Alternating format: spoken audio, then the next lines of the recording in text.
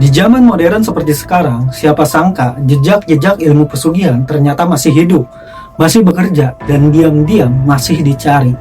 Banyak orang yang mengira pesugihan itu cuma mitos lama, dongeng dari desa, cerita nenek moyang yang enggak lagi relevan. Tapi kenyataan di lapangan berkata lain.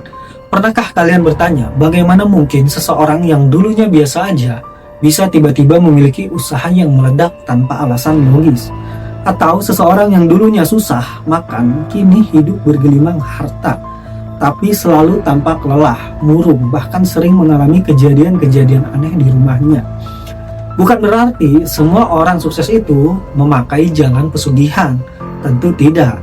Tapi ada pola yang bisa dikenali, pola yang sering muncul ketika seseorang mendapatkan lebih banyak dari yang sewajarnya, dengan terlalu cepat dan tanpa proses.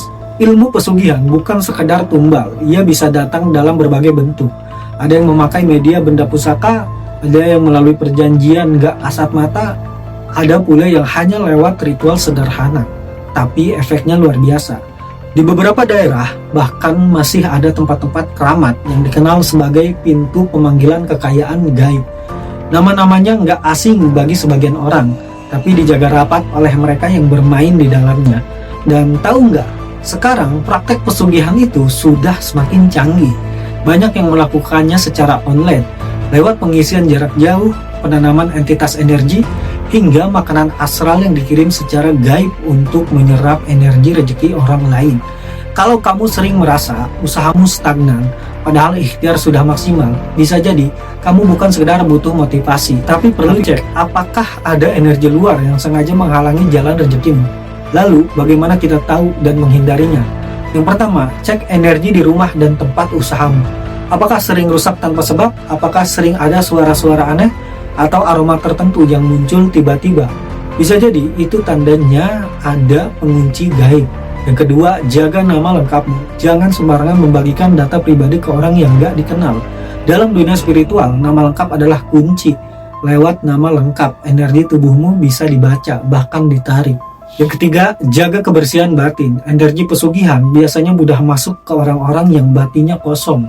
Kosong karena amarah, dengki, atau keputusasaan.